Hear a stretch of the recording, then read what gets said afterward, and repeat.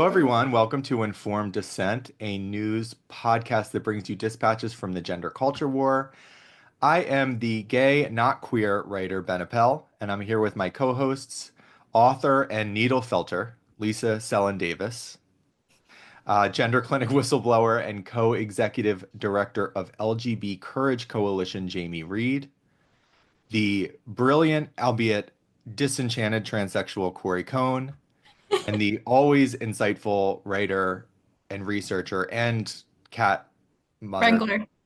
cat wrangler, Eliza Mondegreen. Today we're going to talk about trans exceptionalism. So before we get into that topic and also kind of explaining maybe what that is, I'm just gonna read off some headlines for this week. Also, folks, if anybody thinks of anything that maybe I've forgotten, please shout it out at the end. I think that you know, have been pretty thorough here. The ACLU is suing the state of Indiana for discontinuing its practice of allowing people to change their sex on their birth certificates. So thank you, ACLU. A toddler in the UK was apparently kicked out of a nursery for being transphobic.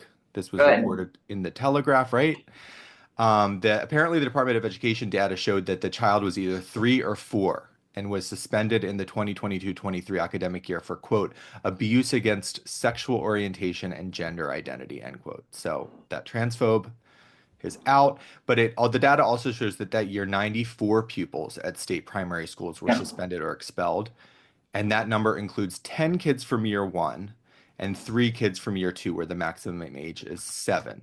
So they're doing their jobs Kids there. are the worst.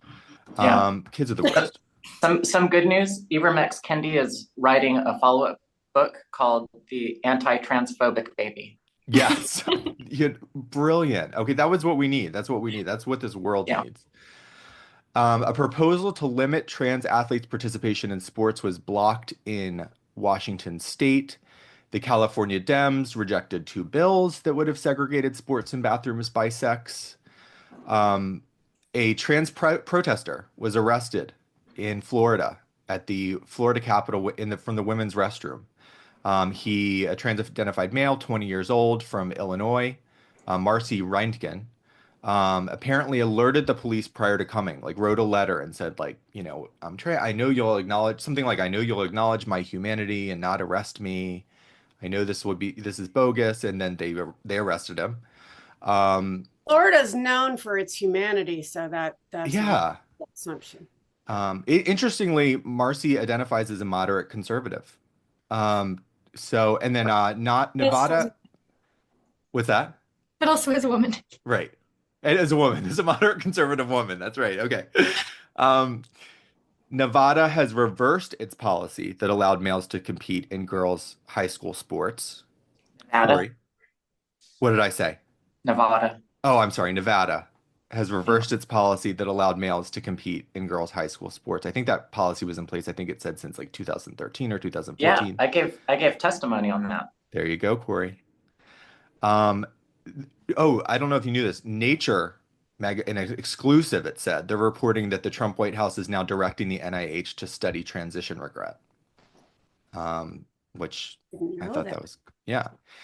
Maine was hit again with a block on funding for doubling down on its support of males and women's sports, this time by the USDA. I can only imagine the chaos there. USA Fencing disqualified a female athlete for refusing to compete against a trans-identified male. So this happened, I think, at the University of Maryland. And this policy that allowed people to participate by gender identity, I think, has only been in effect for about a year, maybe since 2023. And then a video of that incident has gone viral on social media. Anything else? Did I miss anything big?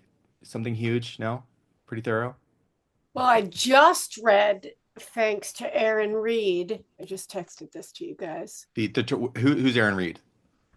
Aaron Reed is the very, very popular journalist who is upheld by The Nation and NPR and many other left-wing outlets as the pinnacle of trans journalism, and who distorts everything And debunks everything just by throwing the word debunked across it with a banner. Yeah, but has a lot of power and is married to Montana Rep Zoe Zephyr.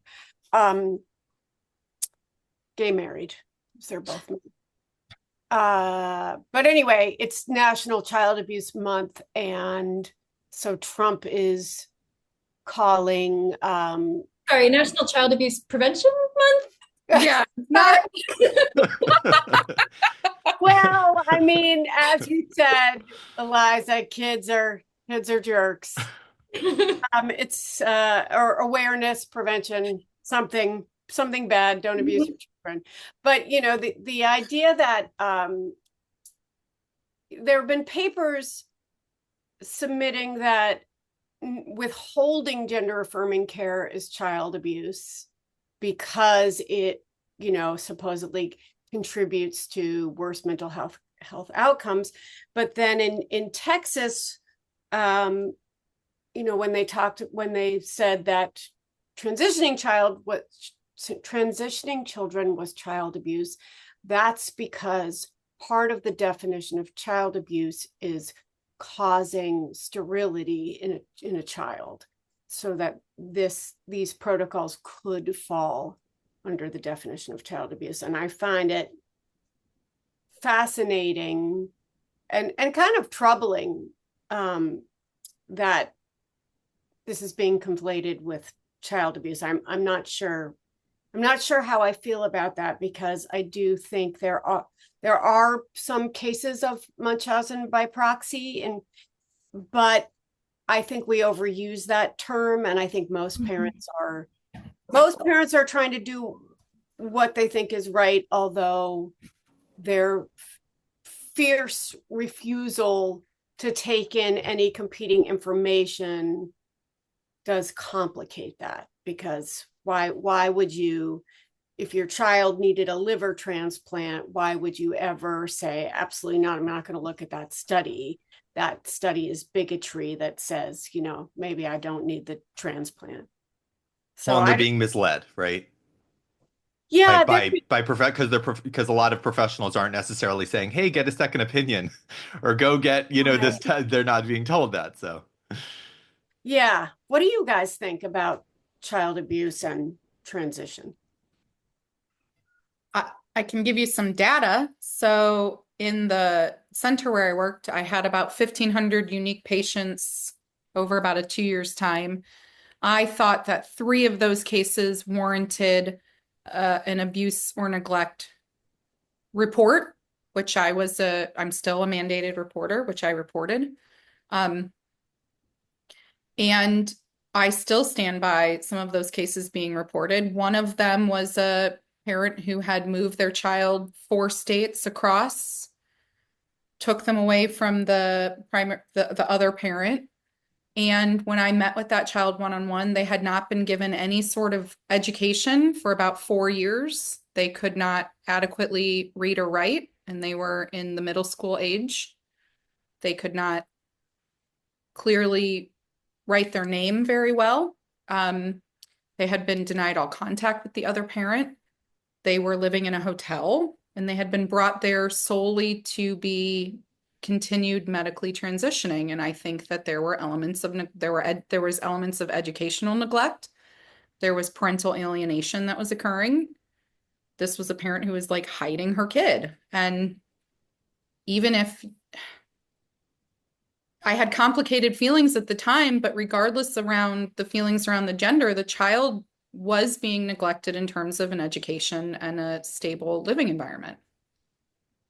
I mean, well, but that's different from whether or not transitioning or not transitioning is child abuse, or whether someone is motivated to transition their child because of in Munchausen by proxy, that you as the parent are kind of addicted to the attention you get from having a sick or vulnerable child. And yeah, and I saw again, this is a handful of this huge cohort. This is a handful.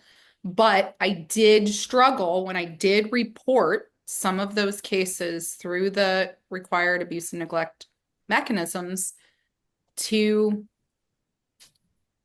I felt like the system, the people that worked in the system were going to be, at the time, because remember, this is back when I was fully like, I believe in this.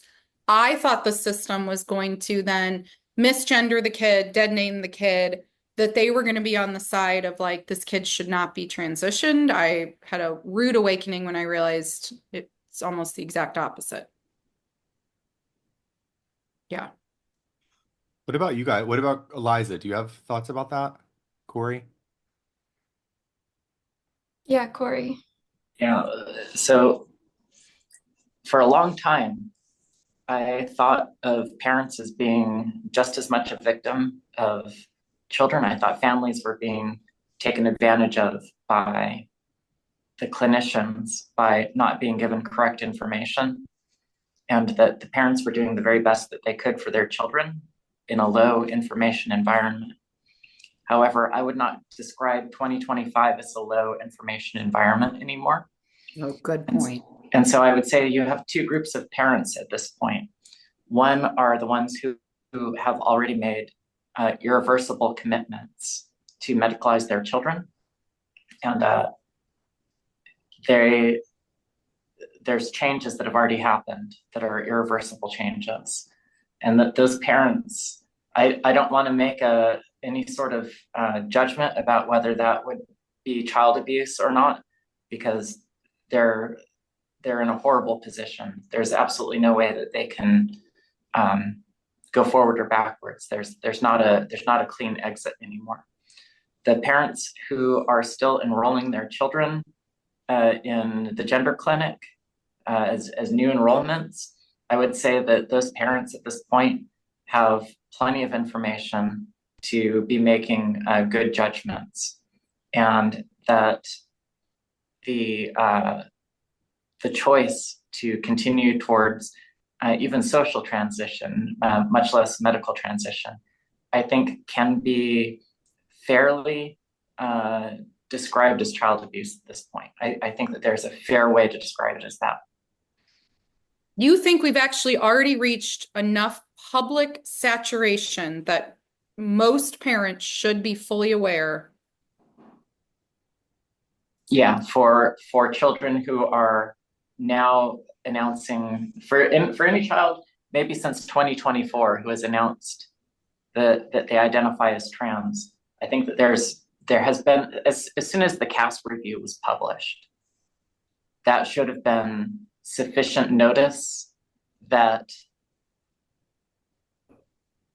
medicalizing your child should be considered extraordinary, if not outright off the table. And every day since then, there's been more and more confirming information released, to the point where our opponents on this issue have conceded, more or less conceded, on the scientific front. And that we hear arguments more and more and more about validating a person's embodiment goals or helping people to become authentic. They are retreating from evidence, and that's all that's happening right now. That's the only direction. It's no longer mixed. It's no longer fuzzy. There's no more evidence being produced that supports child medicalization. It's all in the opposite direction. So I would say, as of today, anybody who's starting their children on a path is, I believe that parent, when I see them, my judgment is that they are committing child abuse. And I would say that the same is true of the clinicians who are in this field right now, that they are committing child abuse. Okay, I'm going to concede on the clinicians. I don't agree on the parents. Either. Good. Okay, and the reason why I don't agree on the parents is that the average medical information from a working parent to they are still going to trust, if they are still in a state, their child's in distress, they go to pediatrician, they literally are still going to trust what information is provided to them on that basis. I mean, you're talking about there are parents who like don't know the basics of how antibiotics work who are still parents. Like your expectation of parental understanding of medical conditions is really high. Like, Also, parents, especially in the liberal bubble, the medical associations haven't budged an inch. And the time they're reading the New York Times and they're just looking at what medical associations say. And there just has not been enough movement. There hasn't been any movement from medical associations. And there's been very little movement in the New York Times and NPR. So they're still trapped in an information ecosystem that doesn't feed them the truth. And but where I would guilt them is what I was hinting at before, which is the concerted effort to silence people who might be able to deliver that dissonant information, that dismissing us as hateful rather than listening to us. Lisa, I think you're talking about there's like two different cohorts of parents here. I also agree with Lisa that there are those parents who are like the American Academy of Pediatrics. I haven't seen it in the New York Times, but I'm also talking about this huge group of parents who have never read a newspaper story, period. They are still parents. They still engage in the medical system. These are parents sometimes who don't know, like, when do I take my child to the emergency room? Can I put tape over like something that needs stitches? Like there are low medical threshold parents who like don't know these basics and they really do trust if the doctor says to do something, this is what we do.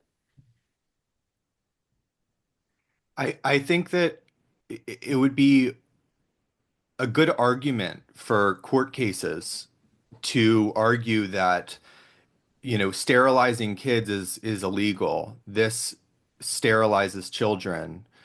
It takes away their agency and their ability to reproduce as an adult and have those future choices.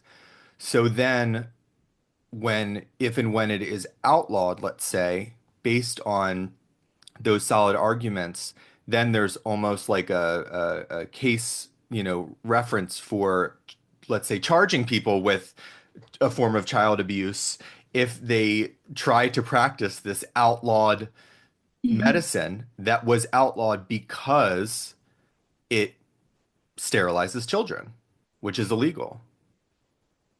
Unless it's medically necessary. Is that how the law works, Lisa? Well, yeah, because in cancer treatment, in cancer treatments, Well, there you you go. will potentially be sterilizing a child.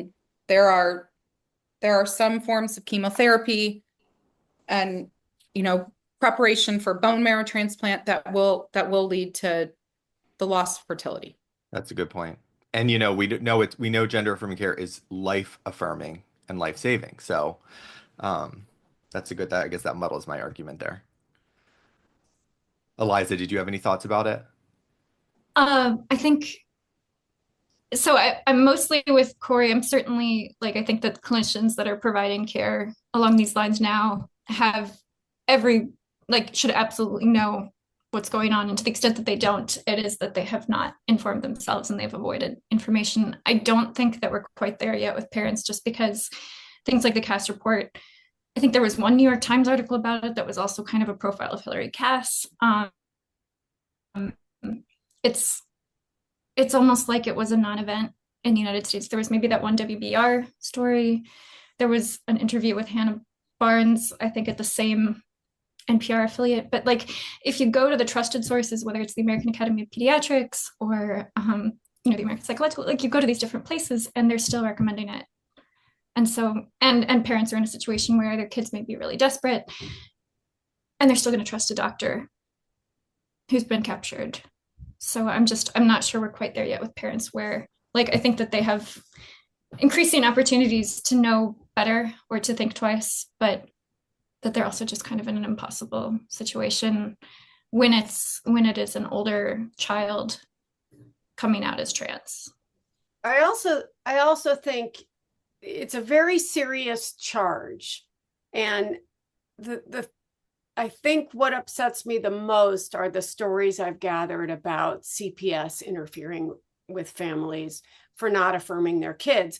I don't think they should interfere with families for affirming kids either, but but it's so difficult for families to recover from that. It needs to be reserved for real concern about the child, and if they're being pressured or they're still being told by the clinicians this is suicide prevention, then it's not fair. It's not fair to count that as a kind of child abuse. But, and I'm thinking we can segue to the exceptionalism here, because I'm really not sure that there is anything else that parents are told, you must do this or your child will kill themselves. And you must do this like drastic, very, very odd thing, which is tell them that they're not the sex they are, and concede to their language, their sense of self, change everything around, change school records. You have to do all of this stuff or your child will commit suicide. What else is like that in the entire medical or psychological world? So yeah, this trans exceptionalism covers there's a lot of things to consider. Um, Jamie, you had brought up this topic. Why did you want to talk about this? What did you have in mind? So I don't think I came up with this, but I travel with so many intelligent people who this phrase has been kind of being tossed around among us, especially in light of testimony and especially in the light of like, there are a few places where you see the public of the kind of trans rights activists and the gender critical activists kind of like hit head to head. And the place that you see it, which is why I think it causes such good video and drama, is directly in these state houses and testimony. And so I think that's where we see the exceptionalism more clearly in the public eye. I did want to just maybe read this to kind of ground us in what I think we're talking about. So, in ideologically driven debates, a group may assert exceptionalism with or without the term in order to exaggerate the appearance of difference, perhaps to create an atmosphere permissive of a wider latitude of action, or to avoid recognition of similarities that would reduce perceived justification. If unwarranted, this represents an example of a special pleading, a form of a spurious argument that ignores relevant bases for meaningful comparison. So, special pleading is another way of saying a double standard. And so in that trans exceptionalism, I think what we have seen in front of our own eyes is this double standard of the instance that I was thinking directly of last week was in the state of Montana when I was testifying. There was a trans identified woman in the audience who was there representing her workplace, which is a mental health workplace in Montana. While I was speaking, she was in the audience saying at a loud enough pitch that I could hear her in the front of the room at the podium, "You're a fucking liar." And the part that I see as the exceptionalism is I still do believe if that was reversed and if Prisha Mosley was saying that, I think she would be removed from the room. I don't think that there would have been the same response that the trans identified individuals in these houses will make a claim, all of these claims about special circumstances. It's so hard to be here. It's scary to come. It's terrifying. I'm going to lose all of these things just because I come to do this. And then they behave in such a way that they are given special treatment by the normal mechanisms around them. And then that exact same individual testified again in Montana, and she was asked pointedly a series of questions, one of which was, it sounds like you're kind of making up your data. Do you even count the people that you're talking about? And her response was, oh no, I couldn't count them. That would be dangerous. To start a list of even counting the people that reach out to our agency for help. And she made a claim that in Montana, it could be between hundreds or thousands of trans people who are being damaged by these bills. And the legislator was basically like, that's a huge, what do you mean you're not counting them?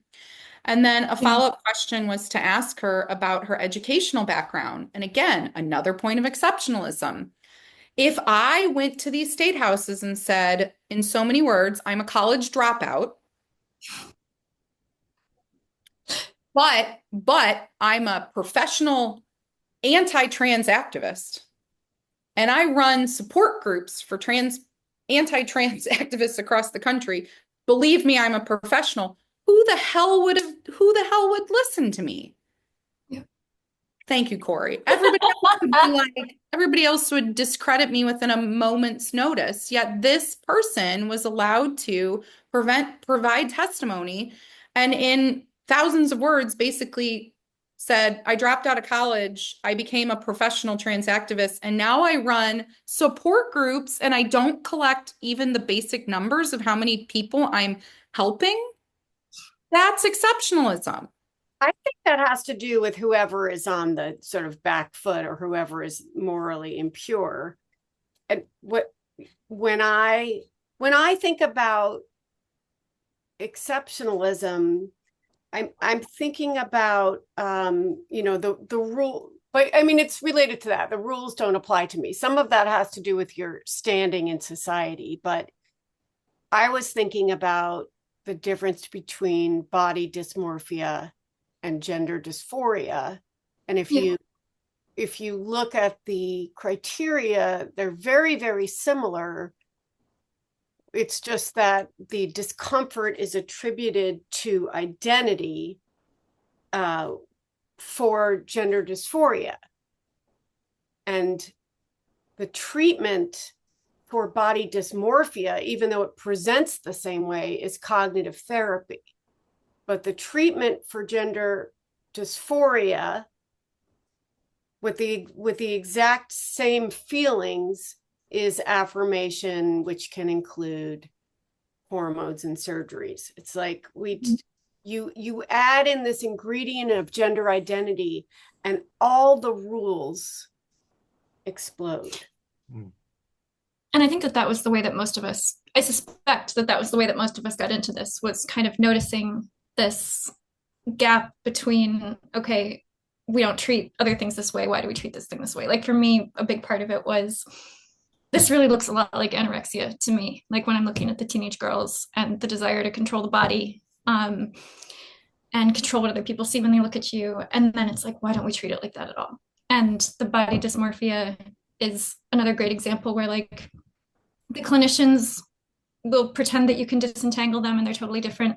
And the patients will go through online like, well, of course, like you can have body dysmorphia and gender dysphoria, but they're not the same thing. And you can treat the one with the hormones and surgeries, and the other one you could never, ever, ever treat with a physical intervention because it's in your mind. And then if you treat your gender dysphoria, but you're still distressed, then you must have also had body dysmorphia. And you shouldn't expect that to have gotten better because we did these things to change the parts about your body that you don't like. And that stuff is just everywhere. Like the Tavistock Clinic, some of the ex-clinicians have talked about patients that would come in and they would have a trans identity and a transracial, especially like Korean or Japanese identity. And the clinicians are like, well, obviously the transracial identity is not valid, but you're trans. Like, so we're treating these two different kinds of like identification as something that you're not completely differently. We would say, of course, kids can be like socially influenced by all kinds of things, like they're teenagers, they pick all kinds of things up, but they would never pick this up, even though it's promoted everywhere. And they're spending, 24 hours a week on watching trans YouTube. Psychosis can make you believe all kinds of different things about yourself that aren't true. But if a patient who's psychotic says that they're trans, you have to believe them because they wouldn't make that up. The handling of suicide risk is just such a huge one that we were kind of touching on that earlier, where it's like, okay, if a kid says to a parent or says to a doctor, like, if you don't take my kidney out, I'm going to kill myself. Nobody would say, okay, then we really have to like take their kidney out right now. We would say like, okay, we need to address your suicide risk. We need to put you on, a suicide prevention ward where you're being watched and you're getting help for that. Or the way that, the media knows how you're supposed to report and not report on suicide and potential causes. And journalists and activists, especially in this area, will just break the rules all the time when it comes to trans. They will stand up in front of groups of vulnerable young people and say, really say like kids are going to kill themselves because of this bill, when we know that suggestion is a risk factor for suicide. And we just, everywhere we have these like constantly creating these states of exception where you can do things that would never be permissible otherwise. In terms of like the debate, the people, interrupting Jamie, who would be removed if they had any other viewpoint or any other hair color, probably. And the treatments where we have to say that it's life-saving, otherwise we couldn't sterilize kids, even if it's not. The way that people like Joanna Olson Kennedy will talk about, they have kind of a moral imperative to withhold data that could be misinterpreted or politicized in a way that would restrict the care. And it's like, okay, but if the data is bad, shouldn't we apply what we know? And the answer is no, you shouldn't. Mm-hmm. We saw it last week with Jonah in New Hampshire, Jonah Wheeler, where he's supposed to listen to his constituents unless they're women, by which we mean TERFs, in which case, no, he should ignore them. It's just like everything pole where everything around it just behaves completely differently. And that made it very interesting, but it was also just like, I think that's part of what people detect when they get close to this issue and know that they should stay away, is like none of the normal rules of like how to handle evidence, how to handle dissent apply. So like, stay away. What you really have me thinking about too, did any of you see that conversation with like Jennifer Finney Boylan and a bunch of other trans women at Poets and Politics in DC a few weeks ago about Jenny's new memoir, Cleavage?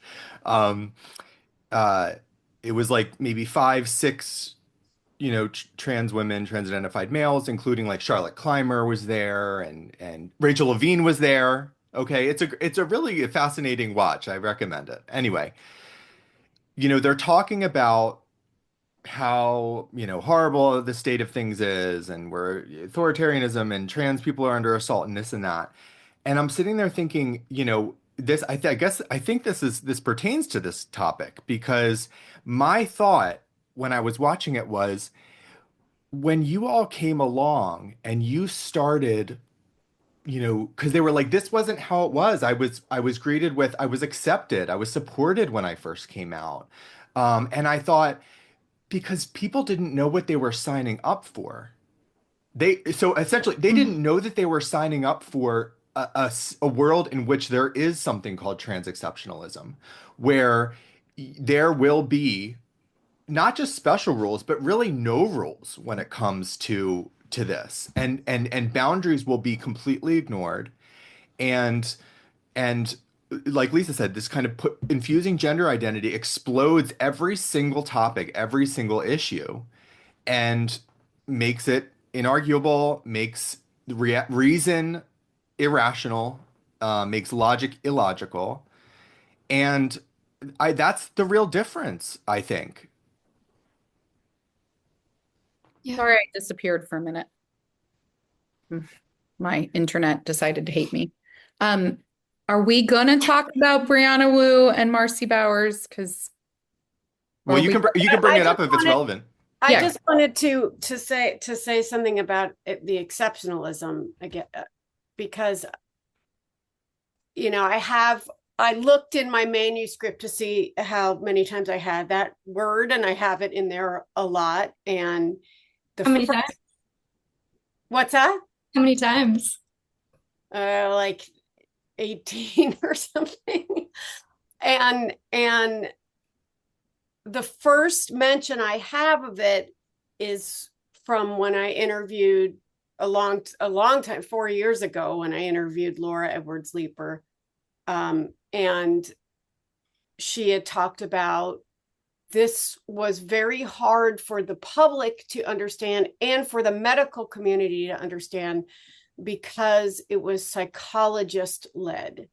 And so the psychologists would be telling the doctors, here's the person you can do this for. yes, In theory. And that was, later on we had that with gastric bypass surgery yes. and probably a couple of other things now, but you didn't have it with other kinds of, you don't need it to get a nose job or a boob job, which again, okay, from the other side, from the trans activist side, that's the exceptionalism.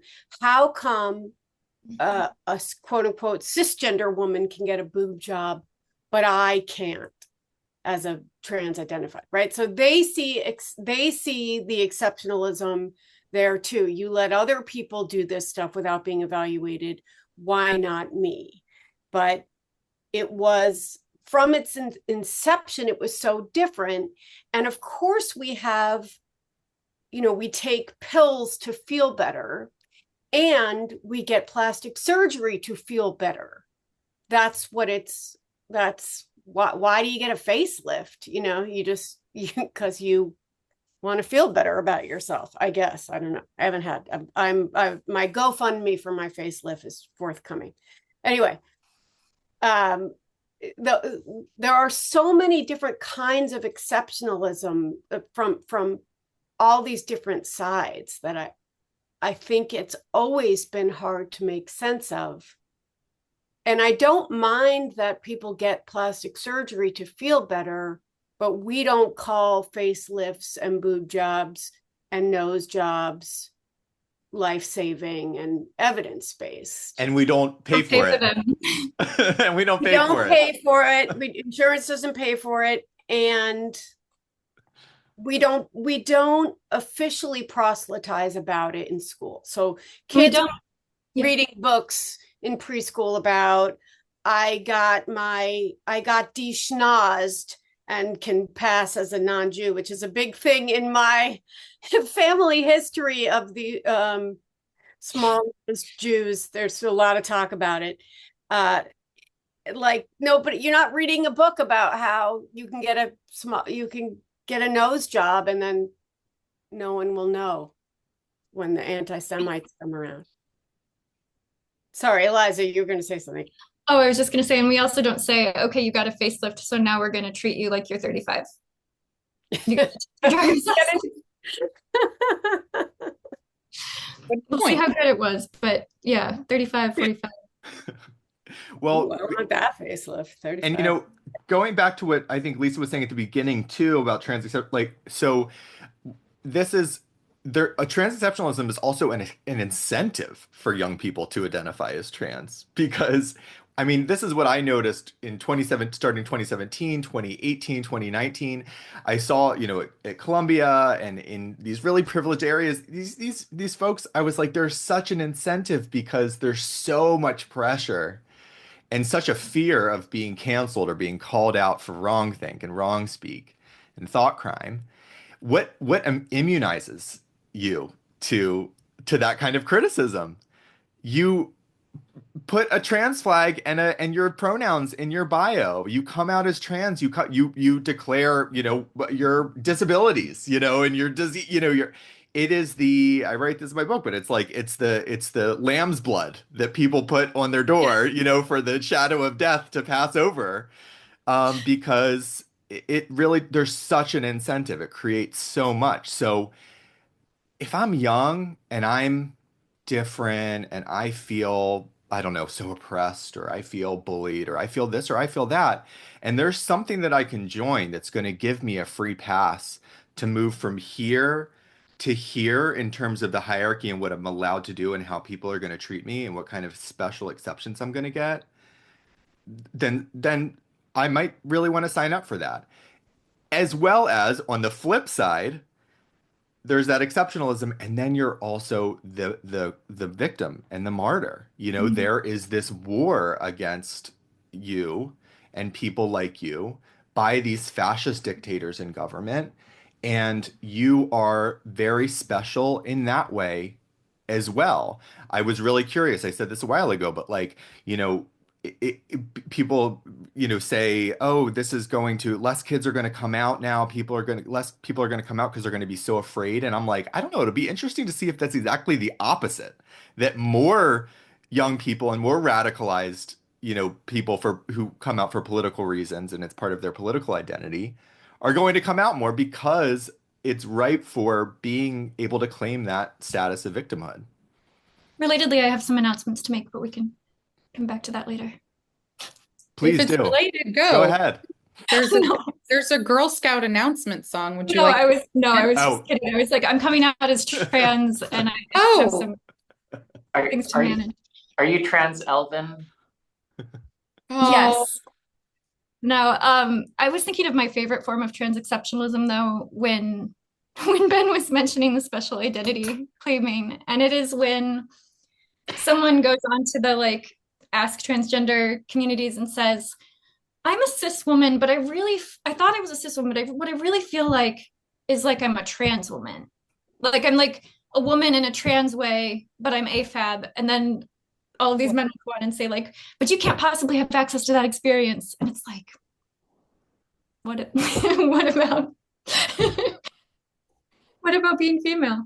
Um, that's my favorite. I see that it comes up a lot actually. And I wonder how many of those posters are trolls because it is just too funny and predictable. But I think some of them are sincere and they're like, no, I really feel like I'm kind of like I'm female, but I'm kind of pretending to be a woman. That's what feels authentic to me. Corey, do you feel exceptional? Like I do. a I was trying to trans figure out how much of a swerve this topic would be. Should I try it? And if it's too much of a swerve, then we just. Yeah, do it. Go. yeah, swerve. So I was talking to somebody yesterday about my testimony in Texas, and we are removing basically the complete sexual functionality from boys, which is absolutely devastating. And for girls, we're removing their breasts, which makes it so that they can't have that mother-child bond as easily. It interrupts that. And the fact that boys are devastated by this and their lives are likely ruined because of it, it almost doesn't really rise to the level of notice for most people because men just don't raise the same amount of like emotional investment from anybody. Like evolutionarily, women are more important than men because men can't have children. So we send men to the mines, we send men up to build the skyscrapers and they fall off. We send men to war and they die. It's like, that's a man thing. Go die. But when you trans and you're a woman, now people have more emotional investment. Like, your problems matter more because women's problems matter more. And I think that that is a form of exceptionalism that people on my side of the line benefit from. And when you hear detransition women talk about how horrible it is to be a man, one of the things that they realize is that actually at a social level, men are a lot more disposable and their problems are less interesting. So I don't know how that fits into the exceptionalism. I sort of feel like it does, but I'm not sure how to get it to fit completely all the way in there. It fits, in my opinion. I mean, there's certainly been much more concern. Go ahead, Lisa. No, sorry. Oh, I never want to interrupt Eliza because she always has more interesting things than I do. But I'll just, it'll be very short. There's a lot. We just fuss a lot more over trans women, and they have much more of an impact, I think, than trans men on the disrupting the social order. But go ahead, Eliza. Yeah, it is interesting to think about the sources of attention for like that's something I was thinking about too. But yeah, the girls coming online after they have either while they're trans identified or afterwards, and they're reflecting, just talking about how lonely and like nobody will give them a hug, and if they try to be like too affectionate with people, people think they're a weirdo, creep. Like it's really and is not what the girls thought that they were signing up for. Corey, you had me thinking about a conversation I recently had with yeah, she won't mind that I'm saying this because this was what I said in the conversation with Kim Jones from Icons, who, you know, advocates for fairness in female sports and for keeping males out of women's sports. I said that sometimes I wonder if this exceptionalism, really, I guess is what we were talking about, although I didn't use the word, has to do with, in a way, misogyny and sexism, you know, and people are going to say, well, of course, yeah, but in a way that is really kind of, it's embarrassing or sad to admit.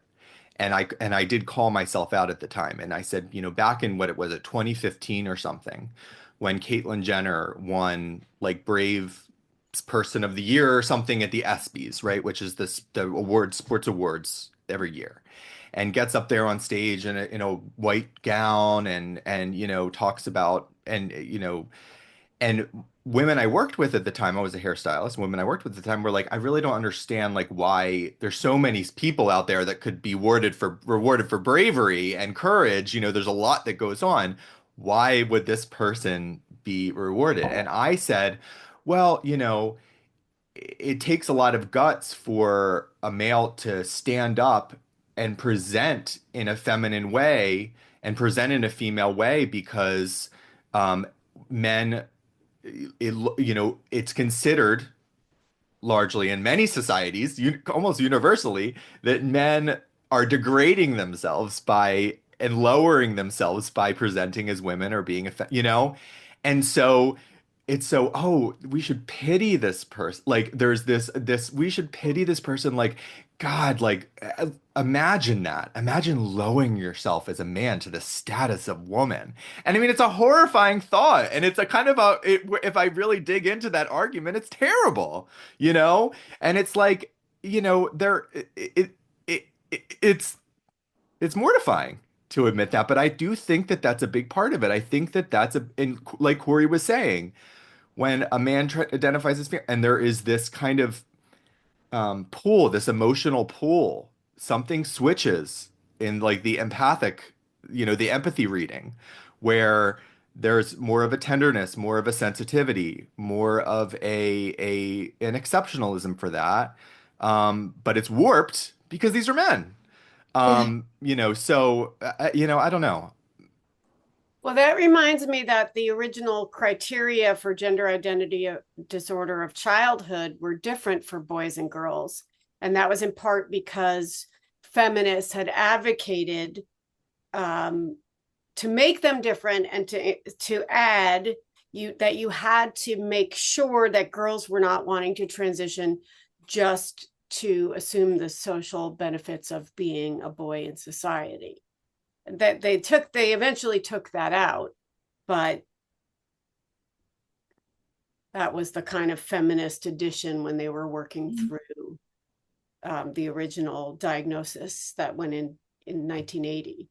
So there was an acknowledgement that, and for boys, the criteria were far less stringent.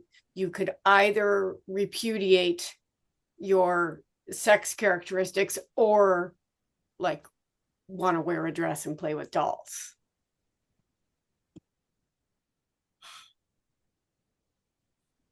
But speaking of which, maybe Jamie wants to talk about No,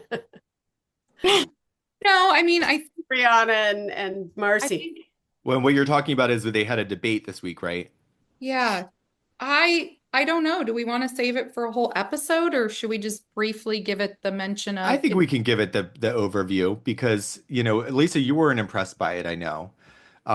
Jamie, what did you, Brianna Wu, trans activist, runner of a progressive super PAC or something, and then Marci Bowers, former president of WPATH, trans woman, performed one of maybe two, I don't know, but one of Jess Jennings' operations, bottom surgeries.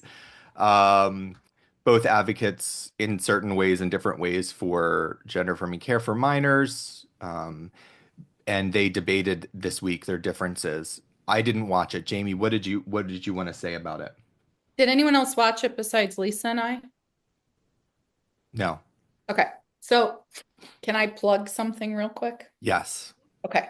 So what I think we're going to do from the Courage Coalition is we're going to try to do a live stream Saturday afternoon where we stream the debate and we have Corey Cohn and Pear Joseph, who is yes, okay. So Ben gave Pear a thumbs up. If you're not familiar with Pear, find Pear Joseph on Twitter. Hmm. He is kind of recently stepping into public advocacy, very feminine gay man.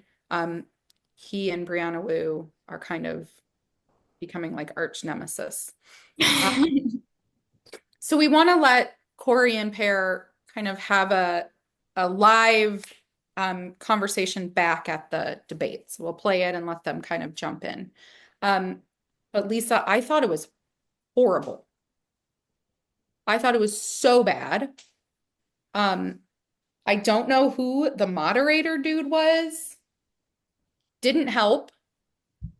Marci, I think, threatened to leave a couple times. I'm done with this. If this is the way this is going to keep going, I'm just going to be done with it.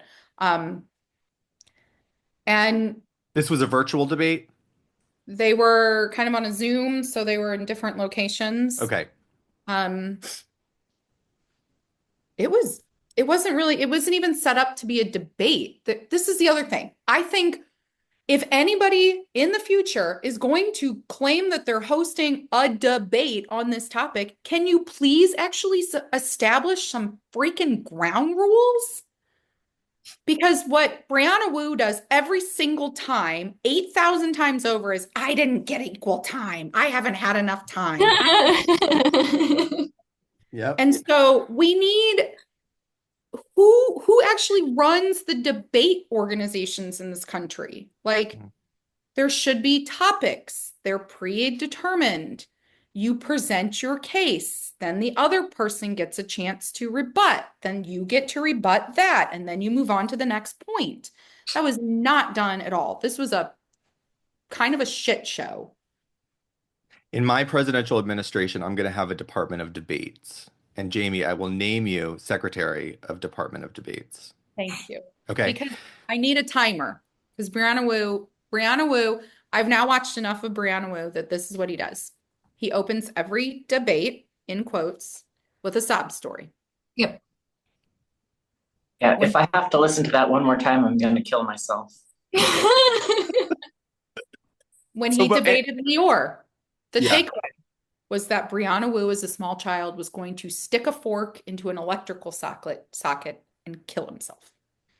The takeaway from this one was that Marci Bowers was the only doctor who was willing to do trans surgeries and be so kind. And then one of the other women was harmed and hurt, and Marci came in and fought for their rights. And there was some weird sob story at the beginning. And then what Brianna does, Ben, you look shocked. No, I was going to say, but just side note real quick. Didn't Marci Bowers perform Brianna Wu's operation? Oh, and Brianna said it like 18 times in this quote debate. Okay. So continue. Sorry. Also, Brianna Wu, like at the very beginning, is like, Marci, you were the first woman I knew to have facial feminization surgery, and you're so beautiful. he's saying that as I'm looking at Marci thinking, if I made $1 million last year as a surgeon, I would brush my hair.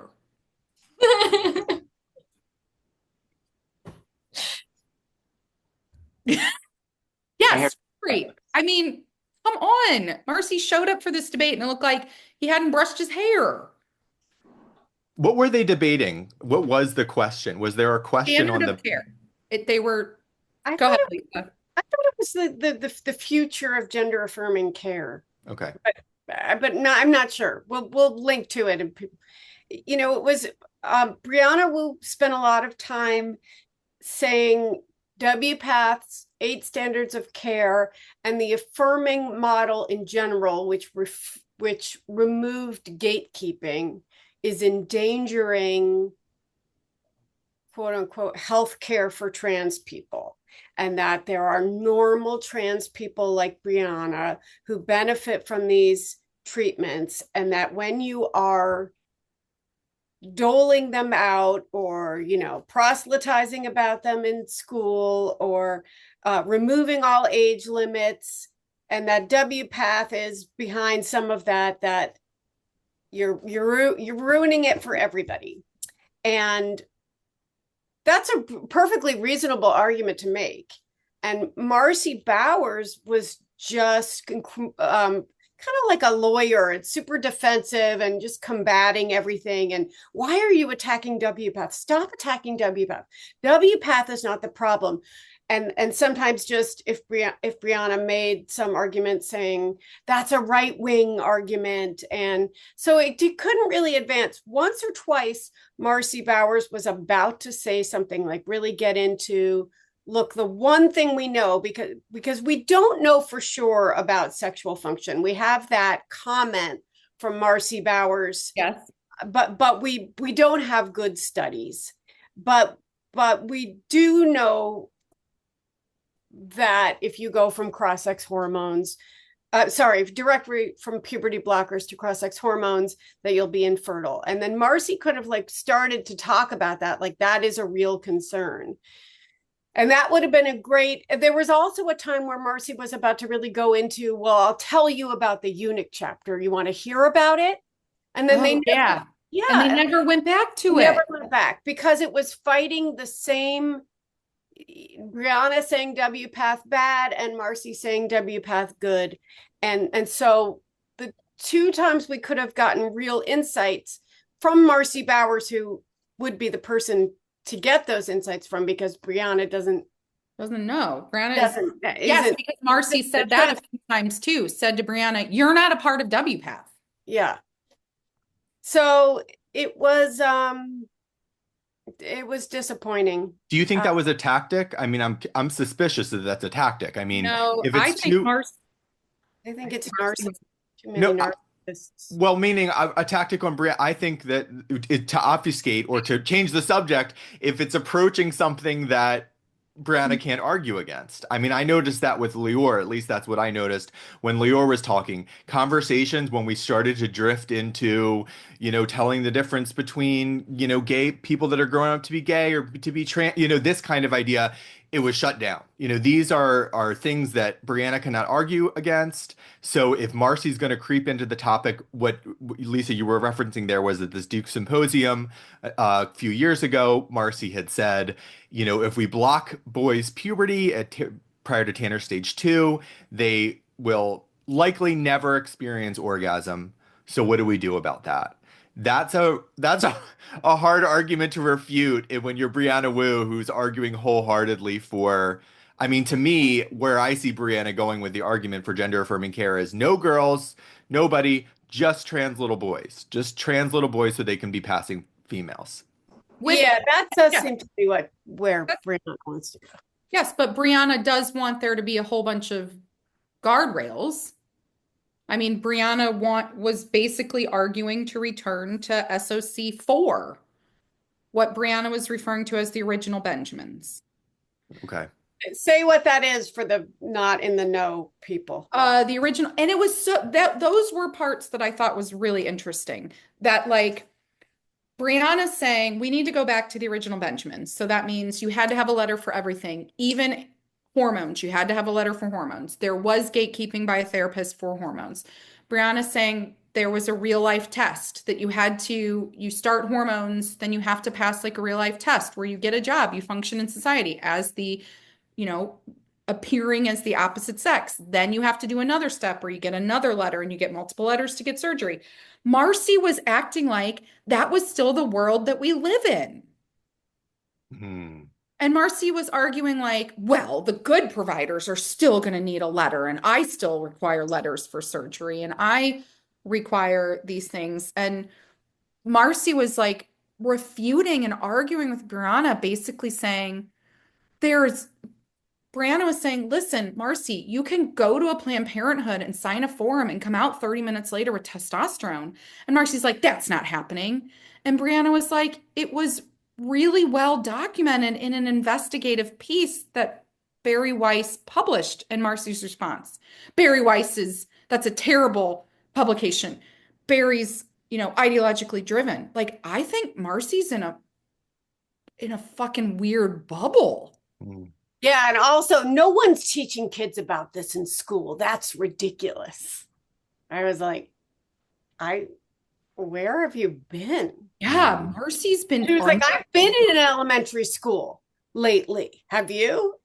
I'm like, I think it's pretty standard curriculum even in red states.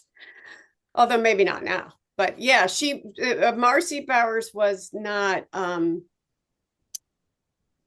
dealing with reality, except that Marci did bring up, the vast majority of the clientele no longer wants, male to female, female to male. But Brianna wants to go back to the pre-non-binary days. Yes. But the gender industrial complex expanded by abandoning the binary. Yeah. They wouldn't have customers if they went back to that. So it's like asking to go back to the days of VCRs. Mm-hmm. I mean, and as I've mentioned, that was the last good time in America, when you still had to go to the video store and be in a, Amen. You had your choice of hundreds of movies, but you had to go and you'd see people there and you talk to the clerk and you had a physical thing in your hand and you had to actually rewind it. I mean, yes, we should go back to that. And not. It's like not. Be kind and rewind, right? Yes, be kind and rewind. Yes. But we can't. It's interesting, Lisa, that you said Marci, was it Marci that argued in the debate, like, oh, that's a right-wing talking point? Oh, or something yeah. like that? Okay. So what's interesting is that gender spectrum, not to be confused with Gen Spec, but gender spectrum is a, pro-trans advocacy organization. I'm not sure if they're really focused on youth. They might be, but I think they help produce curriculum for schools, right? It was for youth, Lisa? Focused on youth. Okay. And I think that they've even formulated some curriculum for schools, right? And guidelines. And guidelines. Okay. So I signed on to, this was probably about a year and a half ago, I signed on to a talk, a Zoom talk with parents of trans kids. And it was this panel and they're all talking about these things. And I'm in the chat and they're bringing up, and I'm just kind of, they say, you can ask these questions. And I said, well, what concerns me about puberty blockers, Marci Bowers had recently said, and one of the parents stops and says, there's propaganda in the chat. There's propaganda being stated in the chat. And someone's saying something about how Marci Bowers is da-da-da-da. Well, Marci Bowers went right wing. was exploited by the right and right publications and conservative publications and has since apologized for those comments. And so it's interesting that you say that Marci is accused of that, speaking about the reality of what he sees in the practice on the ground as WPATH president, as a surgeon, as a clinician. He took no responsibility as a WPATH president. Okay. Multiple times, even about SOC 8. he said, well, I was just a chapter lead on the surgery section. Like, he's the president of WPATH, and he's basically saying this whole document, oh, I didn't have anything to do with the rest of it. Right. And we should just explain that the Standards of Care 8, which we call SOC 8, are the most recent standards of care. They took 10 years to produce. They were 200 something pages, 10 times or something. They had 5 times the amount of the previous, and had entire chapters on children for the first time and a huge section on adolescents, and that they had removed the chapter on ethics and included a chapter on eunuchs. And later on it was discovered through I think the Alabama court case, right? Yes, I think that Brianna had gotten that wrong and said Tennessee, but yes. In discovery for one of these court cases about gender-affirming care for kids, it was discovered that WPATH had hired Johns Hopkins to conduct systematic evidence reviews, and then because they did not like the conclusions, had suppressed them, prevented Johns Hopkins from publishing them, and then written in the standards of care that a systematic review could not be done because of the paucity of studies, and that wasn't true. So there were plenty of scandals associated with this document, which ostensibly advises clinicians on how to treat these kids. And the other thing that they didn't really get to was that in the adolescent chapter, at least, it says, parents should be included except when it's dangerous. Like, parents this, except. So speaking of exceptionalism, right. It was, we should include parents except when they're not doing what the kids want. And I will say, and I can't think of anything else where parents would be told to butt out completely and follow their children's lead. As bad as the parenting advice has been in the last 10 years, I think it's the only truly child-led medicine. And exceptionalism with, WPATH still actually being able to claim credibility, among medical associations when it comes out and it's discovered that they suppressed the publication of systematic evidence reviews. Exceptionalism when it comes out that Rachel Levine pressures, WPATH not to publish these results and so on. And Rachel Levine is not fired, from his position when it's in a health matter involving children. Lisa, so part of the age restrictions, Ben, though, with Rachel Levine, Marci was trying to argue that what they did was not remove age restrictions. She was basically saying that they were trying to just put it back on SOC 7. Was that what you understood? Yeah, but I don't think it was. I mean, we have enough evidence that essentially the AAP and Rachel Levine forced them to take out the ages because it would not look good politically. So whatever Marci was trying to argue, is it flat out? This is the question, I think, for all of these people.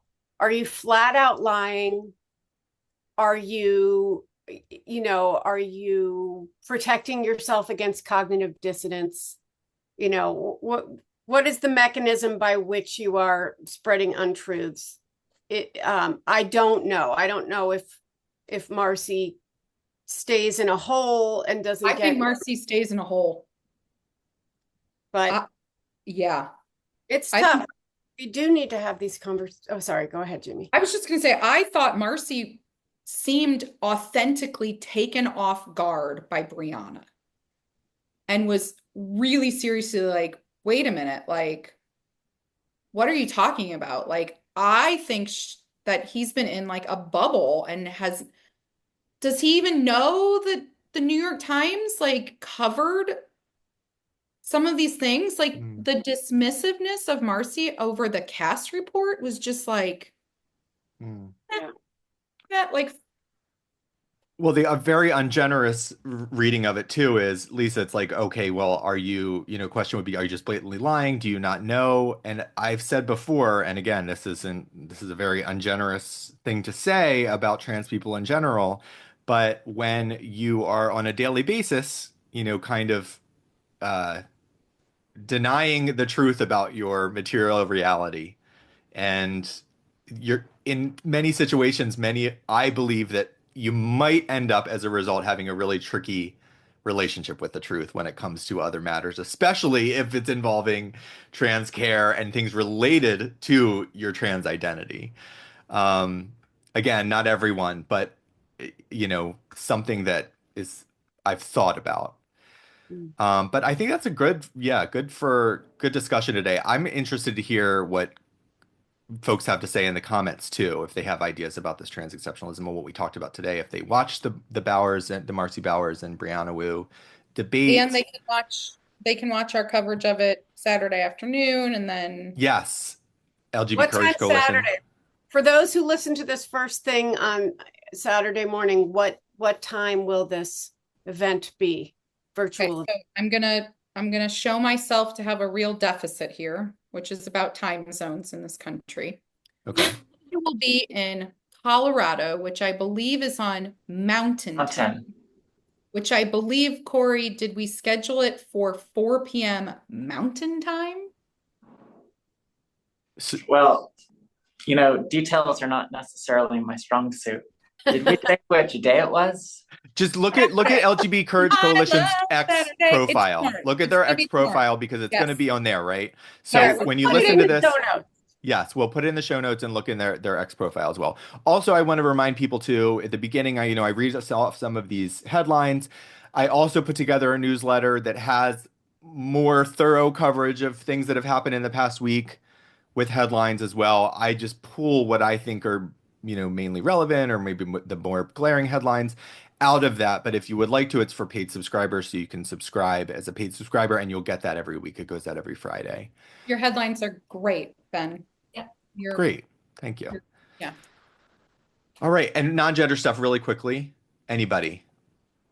I'll start because I have one on the top of my head. Um, I'm fascinated with the Middle East. I have a very strong fascination with it.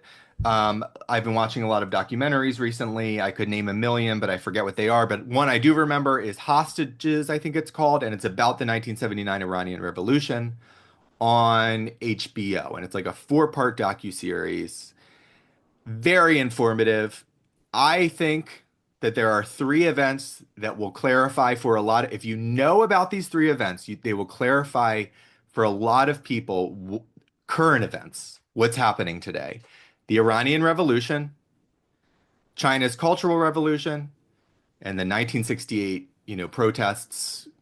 anti-capitalist, anti-Vietnam War protests that occurred and all of the unrest that occurred in our country that year. But specifically with this protest, if you really understand and learn those three things, you're going to have a leg up. What about you guys? Any non-gender stuff? Well, I just want to say shout out to my mom to put Hostages on the list for her next Christmas movie because she really knows how to pick them.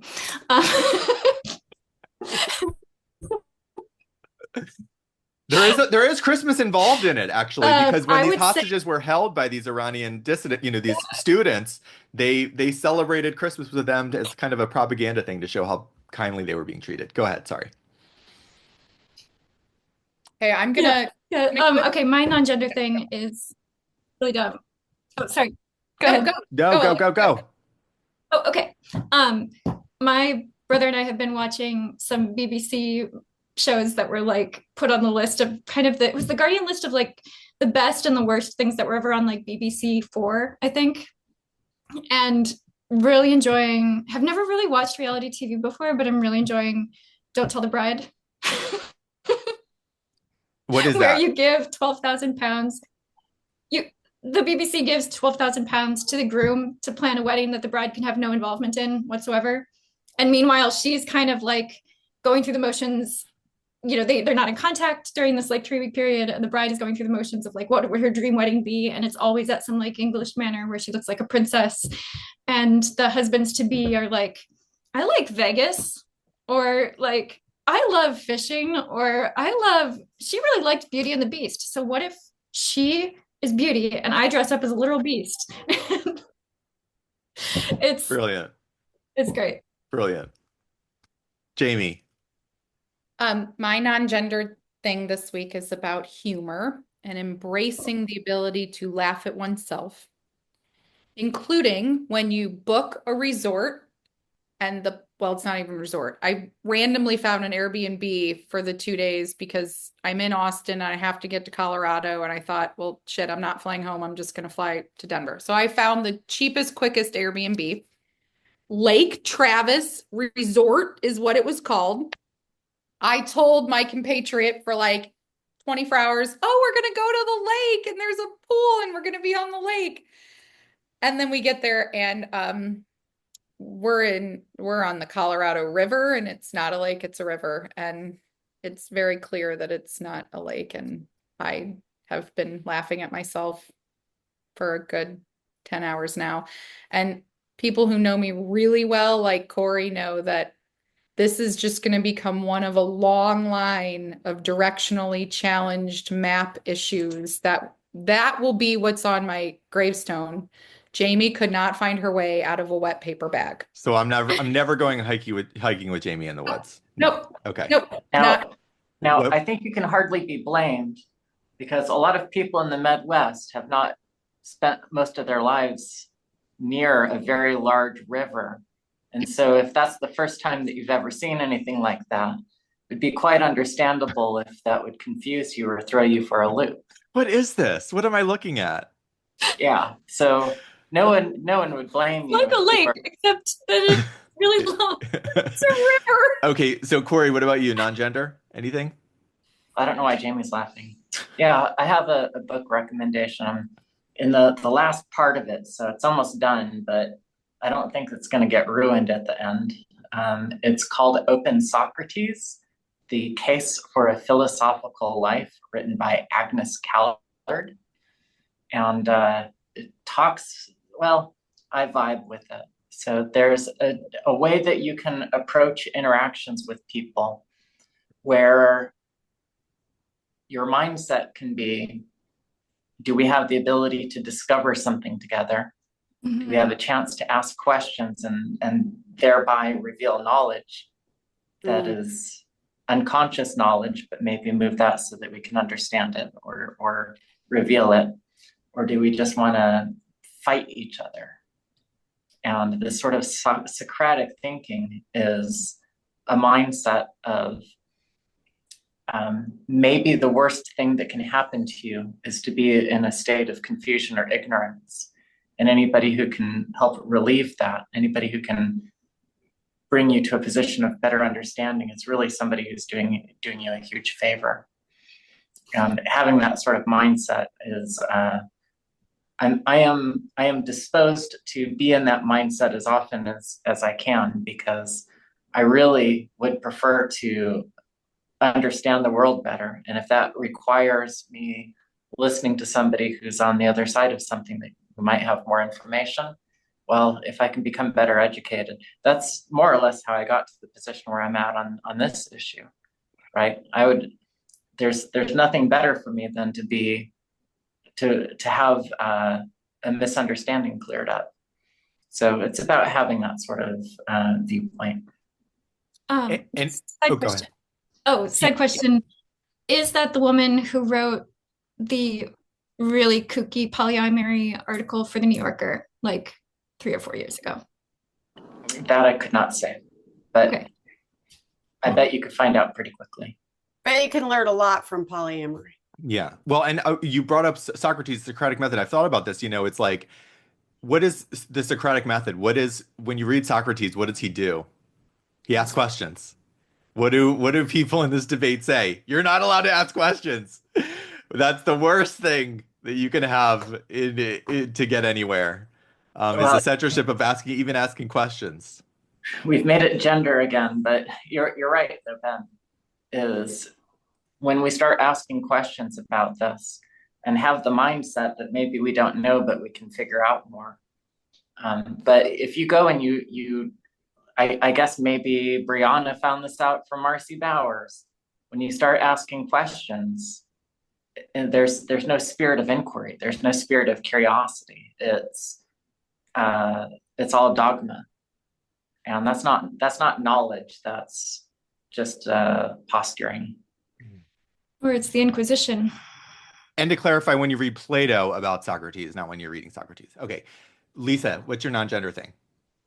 I was going to say this recipe for smashed crispy potatoes, but since you brought up the Middle East, I saw Lawrence Wright speak earlier this week, and it's my second time seeing him speak. He wrote my favorite book ever called Going Clear, which is about Scientology. But he mentioned in this talk with Nick Gillespie that I just say it like that because Corey loves Nick Gillespie, and so do I. The former editor of Reason Magazine, he mentioned that he'd written a book about the Satanic Panic, which I did not know. So I just started reading that. It's called Remembering Satan. And in the talk, not to make it about gender, but he mentioned that the ideas were so institutionalized that hospitals started having DID wings. You know, during the height of the Satanic Panic, there were like entire sections of clinics and hospitals to deal with recovered memory and No way. Yeah. Wait, what was the title again? I need to order this right now. Remembering Satan. Remembering Satan. Not to be confused with Oprah's old segment, Remembering the Spirit. This one's Remembering Satan. It's the counterpart to that special segment that Oprah would do at the end of her shows. That was like the Remembering spiritual thing. Satan, A Tragic Case of Recovered Memory by Lawrence Wright. Yeah. Okay, I'm ordering it right now. All right. Yeah, you can read it at your lakeside resort. Thank you, Eliza. It's so nice here. Oh gosh. Okay, well, this was great. Thanks, guys.